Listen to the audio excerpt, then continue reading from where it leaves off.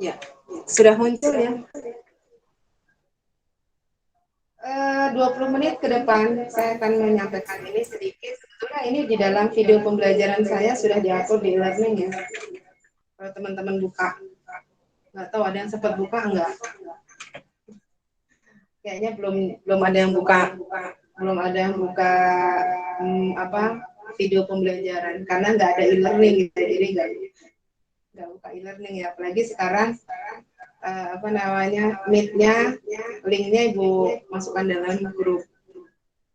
Karena kemarin kebetulan ibu buat emailnya bukan email dosen, jadi pas masuk lupa, nggak bisa masuk. Makanya ibu buat lagi tadi. Oke ya, kita masuk ke sini. Nanti silakan, ini nanti di pertemuan pertama ini masuk bagian dari pembahasan. Silakan nanti diulas kembali yang bertugas untuk mempresentasikan materi ini. Proses inti perak fungsi kewirausahaan. Ya. Kewirausahaan adalah suatu sikap jiwa dan kemampuan untuk menciptakan sesuatu yang baru, yang tadi seperti Ibu sampaikan ya, yang sangat bernilai dan berguna bagi dirinya dan orang lain. Itu secara umum arti dari kewirausahaan. Ya, dari kata wira dan usaha. Wira itu artinya adalah orang yang kuat, ya, kuat, berani, ya, sinonim dari kata kuat dan berani banyak sekali. Usaha adalah melakukan kegiatan untuk menghasilkan sesuatu dalam rangka pemenuhan kebutuhannya, atau sesuatu yang dihasilkan itu ya akan bermanfaat bagi dirinya dan orang lain. Yang pastinya manfaatnya itu tadi pastinya bernilai ekonomi ya bagi dirinya dan orang lain. Ya, itu tadi dari wira dan dari kata usaha. Jadi kalau digabung atau menjadi kewirausahaan adalah sesuatu sikap jiwa, kemampuan tadi, ya, kemampuan seseorang ya, untuk menciptakan sesuatu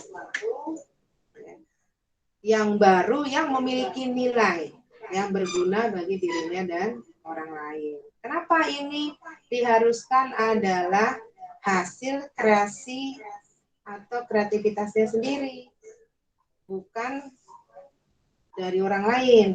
Karena tadi ya, kegiatan sesuatu itu adalah kita yang melakukan, kegiatan yang kita lakukan sehingga menghasilkan barang ya yang bernilai ekonomi yang bermanfaat bagi kita. Apa saja? Ini kalau digali, setiap orang itu pasti memiliki kemampuan. Biasanya kalau dalam keadaan kepepet, ya, biasanya itu muncul tuh kemampuan-kemampuan itu. Yang tadinya nggak berani, ya, sehingga jiwanya itu akan jadi berani gitu.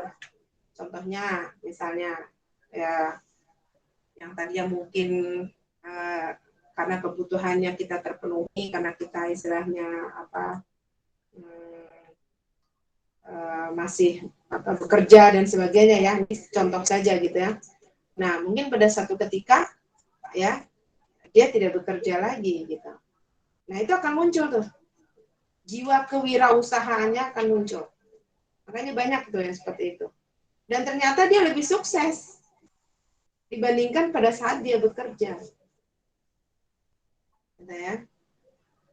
Nah, wirausaha adalah orang yang terampil memanfaatkan peluang dan mengembangkan usaha dengan tujuan untuk meningkatkan kehidupannya. Jadi, selain dia punya keberanian, ya,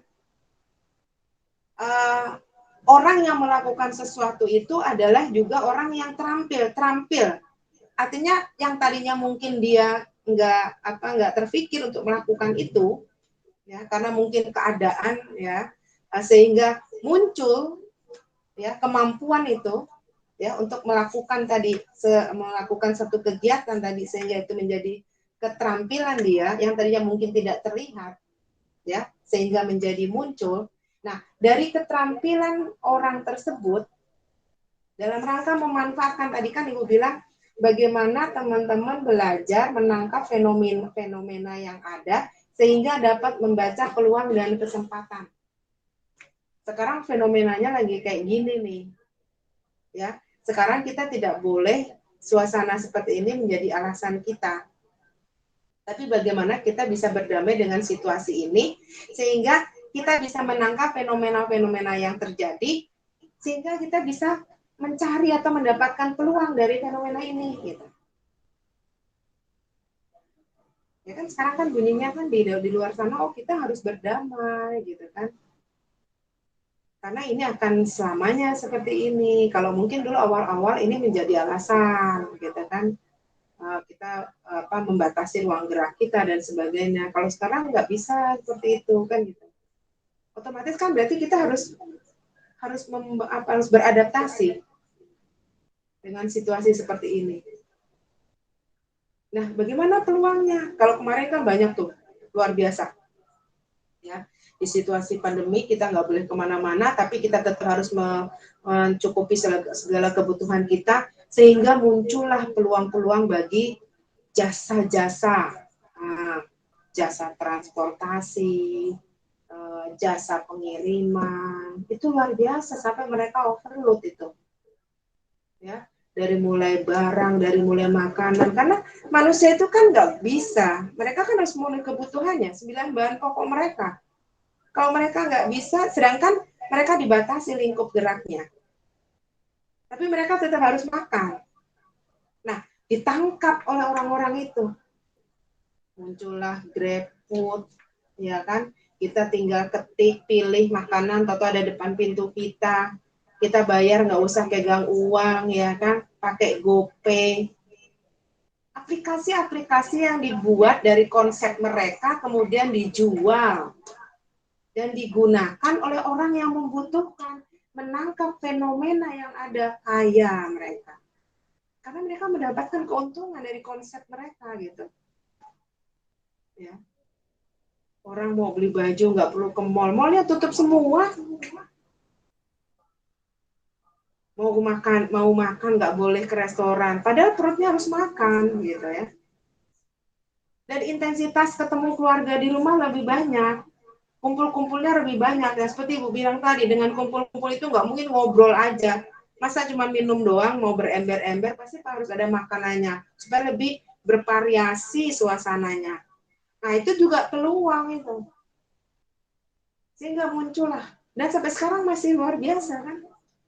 Coba lihat itu, mereka yang menyediakan jasa-jasa itu, sekarang banyak aplikasi baru, jasa pengiriman banyak sekali. Karena jasa-jasa pengiriman yang ada yang dulu tuh udah nggak kepegang, udah overload, sehingga mereka punya vendor-vendor lain ya untuk membantu. Luar biasa. Nah ini yang maksud Ibu. Ya, jadi teman-teman belajar untuk sensitif, ya, belajar untuk gimana ya, intelektualnya kan sudah sedang berjalan diasah ya, pola berpikir juga sedang diasah ya, tapi kematangan artinya kemandiriannya, nah, ya mungkin kalau teman-temannya sudah bekerja dan sebagainya ya, tapi ini tetap juga ya. Jadi dalam situasi, artinya gini, teman-teman dalam situasi apapun harus siap ya melalui ini kewirausahaan. Yang tadinya mungkin kalau orang kita bicara kewirausahaan itu kan identik ya udah kita berarti harus berusaha buka ya, mulai berani kita apa istilahnya masuk di bidang usaha. Ya mungkin kalau belum belajar kewirausahaan mungkin mau mundur maju mau mulai gitu. Karena yang dipikirin kalau nggak untung orientasinya apa sih orang usaha tuh, kalau nggak untung ya rugi gitu kan. Setelah berhitung gitu kan, wah modalnya harus sekian, kalau nggak kembali gimana nih kan gitu kan. Resiko yang difikirkan ya hanya resikonya saja, bayangan Bayangannya memang yang diharapkan adalah keuntungan, resikonya adalah rugi, akhirnya nggak jadi. Tapi dengan belajar teori-teori kewirausahaan, resiko pasti ada. Kalau orang usaha itu resiko pasti ada. Tapi bagaimana kita bisa meminimalisir resiko itu? Nah, itu dia. Jadi kita jadi yang tadinya mundur maju, yang tadinya mau mulai takut-takut, karena kita sudah tahu ya teorinya, sudah belajar dari pengalaman-pengalaman orang-orang yang sukses. Kemudian kita juga belajar untuk bisa membaca tadi fenomena yang ada sehingga apa kesempatan peluang apa yang bisa kita ambil. Kemudian menganalisis ya, menggunakan analisis SWOT-nya juga tantangan apa istilahnya seperti apa gitu ya. Kemudian untuk menganalisis biaya yang diperlukan itu juga seperti apa. Nah, kita sudah belajar itu, otomatis resiko-resiko yang akan dihadapkan kepada kita itu pasti akan bisa diminimalisir. Jadi memang saya mungkin kalau tatap muka bisa kita sharing cerita banyak gitu. Jatuh bangun, mencoba dari usaha ini gagal, belajar dari kegagalan ini, oh gagalnya di mana, kemudian mencoba usaha ini gagal lagi, ini gagalnya di mana lagi gitu. Nah kalau teman-teman sekarang belajar ya atau baca dari biografi orang-orang yang sukses, mungkin kalau dilihat sekarang sukses nggak seperti kita lihat saat ini, tapi mereka juga jatuh bangun gitu. Ya tapi kita belajar dari mereka, artinya belajar dari kesalahan-kesalahan mereka, ya. Ditambah lagi dengan teori-teori kita, ya, motivasi, ya. Mungkin nanti kita akan belajar sesuai dengan bidang usaha yang kita geluti, karena itu penting. Jangan sekali-kali kita usaha, tapi kita nggak ngerti tentang usaha itu. Dan usaha itu menjalankan orang lain, itu sebenarnya kebanyakan orang yang sukses, mereka, ya, memang dijalankan oleh orang lain, tapi dia sudah paham tentang usaha itu. Jadi orang yang menjalankan itu nggak bakal ngebohongin dia. Gitu. Contohnya gini deh, misalnya kita mau buka pabrik roti atau kita mau buka toko roti, kita mau memproduksi roti, tapi kita nggak tahu tentang roti, kita nggak tahu tentang alat-alat yang dibutuhkan, kita nggak tahu tentang bahan-bahannya. Kemudian kita serahkan kepada orang lain yang mengelola itu. Pasti risiko kerugiannya akan besar. Kenapa? Contohnya misalnya kita punya mixer itu kan pasti punya kapasitas. Kapasitas di dalam mixer itu kalau misalnya dipakai secara overload pasti akan mempengaruhi alat itu akan mudah rusak. Kalau dia mudah rusak, belum waktu masa penyusutannya selesai dalam hitungan tadi analisis biayanya, otomatis itu menjadi biaya bagi produksi kita. Tapi kalau kita tahu, nggak bakalan dia bohongin. Ya, oh ini kapasitasnya harus sekian. Jangan sampai dipaksa. Karena kalau nanti dipaksa tidak lebih dari kapasitasnya, hasilnya nggak bagus, alatnya akan mudah rusak. Contohnya lagi misalnya untuk mendapatkan tekstur roti yang lembut, pakai bahannya itu harus kualitas terigunya yang ini. Ya. Untuk kualitas terigu yang seperti ini kelas 1 harganya segini. Belinya itu harus di tempat ini. Itu kita harus tahu. Walaupun nanti yang mengerjakan orang lain. Ya. Cuma kan biasanya kalau kita nih biasanya suka ini juga ke orang Indonesia lah, bukan kita lah. Orang Indonesia itu berarti umum ya. Saya tidak menyebut siapa. Itu biasanya kan gaya ya. Beda dengan orang sana-sana ya. Kalau mereka itu walaupun sudah berhasil dia tetap terjun. Makanya kenapa orang-orang kita semua tahu lah ya kalau kita bicara bisnis itu pasti orang Cina yang berhasil. Walaupun mereka sudah berhasil, pasti mereka tetap datang ke kantor setiap hari. Dia pasti akan terlibat. Dia nggak akan lepas tangan. Itu yang benar. Kalau kita kan nggak gaya, ya. Baru mulai usaha, padahal hasilnya belum tentu, gayanya udah kayak bos, semua udah orang yang ngerjain. Udah, itu yang terjadi. Makanya kebanyakan ya kita jadi biaya produksinya itu, kalau biaya produksi itu kan banyak ya. Masuk biaya pengangkutan, masuk juga SDM-nya juga di situ masuk. Bukan hanya bicara bahan-bahan saja, gitu kan. Nah, otomatis akan makin besar. Jadi kita tuh nggak bisa, kalau seperti contohnya Cina itu kan mereka bisa jual dengan harga yang murah, kualitasnya nggak kalah dengan yang lain gitu. Karena tadi dia bisa meminimalisir semuanya. Dan kebanyakan mereka kerjakan sendiri. Jadi itu bisa menekan biaya. Kalau kita sulit ya untuk menjual harga yang murah dengan kualitas yang bagus. Karena semuanya dikerjakan oleh orang dan orang itu dibayar. Jadi otomatis biaya produksinya akan besar. Nah, itu contoh saja. Oke. Istilah kewirausahaan, kata dasarnya berasal dari terjemahan entrepreneur atau pengusaha. Ya, yang dalam bahasa Inggris dikenal dengan Bateman taker atau go Bateman, antara pengambil. Ya, pada abad pertengahan istilah entrepreneur ini digunakan untuk menggambarkan seorang aktor yang memimpin proyek produksi dulu lebih sempit ya. Jadi hanya terkait dengan dunia perfilman ini kalau membaca ya. Tapi kalau dengan berkembangnya ya konsep wirausaha ini lebih luas lagi. Ya seperti yang disampaikan atau ditemukan oleh Joseph Schumpeter, yaitu sebagai orang yang mendobrak sistem ekonomi yang ada dengan memperkenalkan barang dan jasa yang baru. Jadi ini lebih luas dengan menciptakan bentuk organisasi baru atau mengolah bahan baku yang baru. Nah, orang tersebut melakukan kegiatannya melalui organisasi bisnis yang baru ataupun yang telah ada. Artinya yang telah ada itu ya mengembangkan dari yang telah ada. Sekarang kan banyak ya organisasi baru, ya startup yang baru, ya.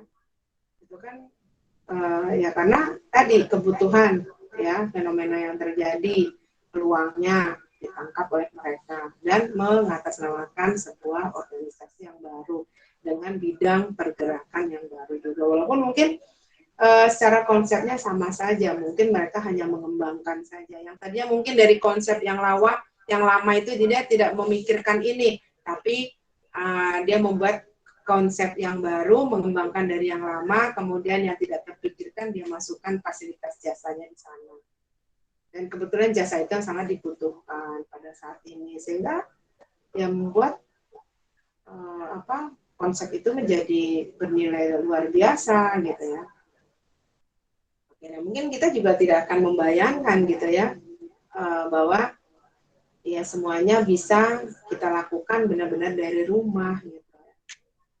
Kalau dulu kan ya istilahnya kita masih tetap harus ya datang, walaupun dulu ada jasa transportasi gitu ya, terbatas tapi kan kalau sekarang kan kita bisa panggil sendiri dimanapun kita ada, dengan cepat mereka bisa melayani kita, dan itu luar biasa.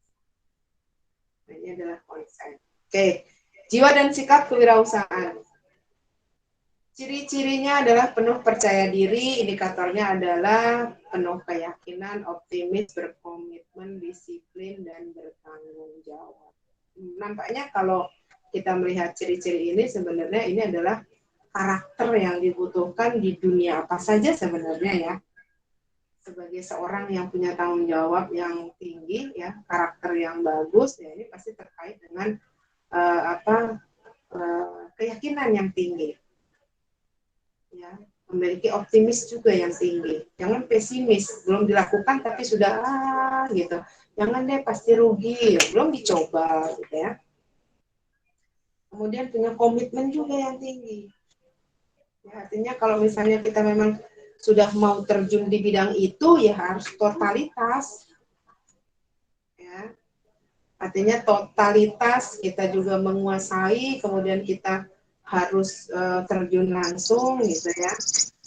Artinya kita benar-benar harus tahu apa yang dikerjakan, apa yang digeluti gitu. Jadi jangan setengah-setengah.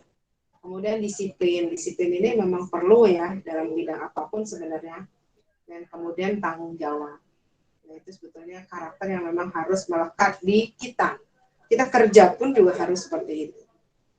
Punya komitmen, punya disiplin. Cuman kalau kita kerja dengan usaha itu sebetulnya kan beda. Bedanya kalau kerja makin banyak pekerjaannya, kita pasti makin stres. Tapi kalau orang usaha makin banyak pesenannya, dia makin senang. Artinya sebanding. Ya, biaya yang dikeluarkan itu akan sebanding dengan hasil yang didapatkan. Itu kalau usaha, makanya orang usaha itu dia ya makin capek makin senang gitu karena akan sebanding hasil yang dia dapat.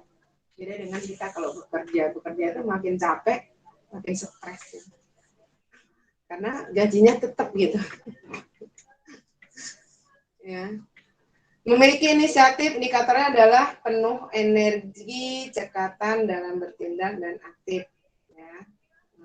Ini energi, cekatan dalam bertindak dan aktif karena orang wirausahaan itu memang perlu ya, yang lewat-lewat gitu, yang lama jalannya gitu kan, yang tidak terpeka gitu ya. Nah itu sulit. Karena kita kan kalau bicara usaha, contohnya aja misalnya kita bicara usaha makanan nih, makanan itu fluktuatifnya cepet banget tuh bergantinya.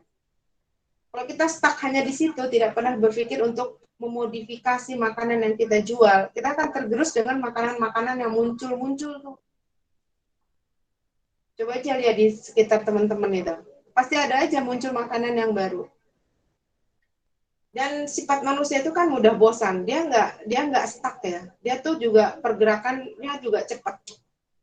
Terkait dengan kebutuhan makannya, itu juga variatif makanannya itu juga jenis-jenisnya juga coba. Sekarang kan luar biasa variannya. Ya, walaupun kita bicara ayam goreng aja deh, ayam goreng aja sekarang sudah macam-macam bentuknya. Ya, ayam bakar aja juga udah macam-macam, ayam bakar madu, ayam bakar apa lagi lah macam-macam lah ya. Nah, itu yang terjadi. Ya, jadi kalau kita nggak energi itu kan ya kita harus apa ya? Jadi orang yang lihat kita itu ya semangat gitu ya, membawa energi yang bagus di sekitar kita. Kemudian cekatan itu ya cepat tanggap terhadap situasi yang ada. Oh ya, saya buat ini, tiba-tiba di sana muncul yang baru. Wah, saya harus apa nih untuk menyaingi positif ya, karena kalau di dunia usaha kompetitor itu bukan disikapi positif ya.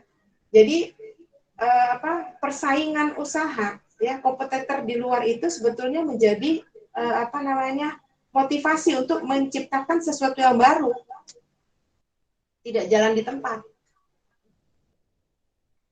Wah, kita jual begini nih, konsepnya kayak gini, bentuknya seperti ini, kemudian tiba-tiba muncul yang baru. Wah, saya harus gimana lagi kan gitu. Nah, itu harus cekatan kita kayak gitu. Kalau yang nerima aja susah, kita akan tergerus. Nah, gitu ya. Nah, ini berkaitan dengan bertindak dan aktif. Oke, memiliki motif berprestasi indikatornya terdiri atas orientasi pada hasil dan wawasan ke depan. Ya, karena kita tetap orientasi kita bagaimana mendapatkan keuntungan sebanyak-banyaknya. Bagaimana produk kita bisa terjual sebanyak-banyaknya sehingga menghasilkan keuntungan sebanyak-banyaknya. Jadi bagaimana kita bisa meminimalisir risiko yang ada untuk menghasilkan keuntungan sebanyak-banyaknya. Memiliki jiwa kepemimpinan, indikatornya adalah berani tampil beda, dapat dipercaya dan tangguh dalam bertindak. Ya, karena kita menghadapi persaingan tadi ya. Kita harus berani membuat inovasi baru. Ya, jangan kalah. Ya. Dulu minuman bubble itu tahun berapa ya? Itu terkenal tuh, terus muncul ada itu ya, ada mahasiswa Umpam juga kalau nggak salah itu yang cukup berhasil. Nah, kemudian nggak lama muncul lagi saingannya. Dan sekarang Taleg udah berjamuran, ada merek-mereknya, ada macam-macam, ada haus, ada minum, ada apalah. Padahal itu sama aja, bubble yang di blender, tapi yang bedanya kemasannya beda, toppingnya beda. Nah, itu yang terjadi. Berani mengambil resiko dengan penuh perhitungan. Nah, ini tadi bedanya ya, pekerja dengan usaha. Ya, kalau bekerja nanti resikonya nggak ada gitu, karena resikonya yang ya apa ditanggung oleh ownernya yang punya perusahaan. Tapi kalau kita usaha, resiko itu akan kita tanggung sendiri. Makanya bedanya wirausaha tadi katakan orang yang berani tadi, mampu mengambil sikap. Dalam apa? Dalam menghadapi kemungkinan resiko ya dari kegiatan usaha yang dilakukan. Resiko pasti ada, tapi bagaimana kita meminimalisir resiko itu? Kita harus punya ilmunya. Ya, kita juga harus belajar dari pengalaman-pengalaman teman-teman yang sudah memulai usahanya. Ya, nah itu kita bisa belajar dari sana. Oke, kayaknya waktunya sudah habis, 19:52, teman-teman. Ya, Ibu berharap nanti teman-teman bisa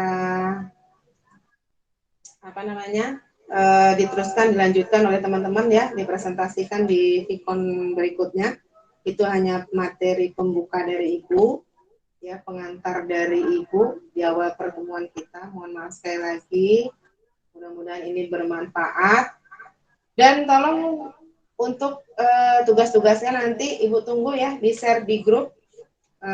Dan untuk yang lainnya diperhatikan untuk dikerjakan sesuai dengan waktu yang sudah kita tentukan bersama-sama. Tadi deadline pengumpulannya jangan sampai enggak. Nanti kalau misalnya sudah terkumpul semua, boleh nanti salah satu menghubungi Ibu ya, bisa janjian kita ketemu untuk bisa menyerahkan hard copy dari proposal. Oke? Aktif tetap di diskusi, di forum diskusi e-learning, jangan sampai enggak ya.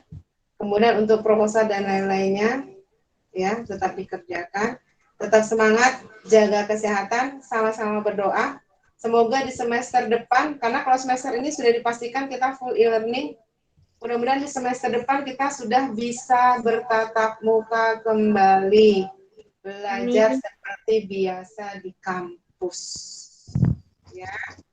Oke, terima kasih banyak. Mungkin ada pertanyaan? Sebelum kita mulai.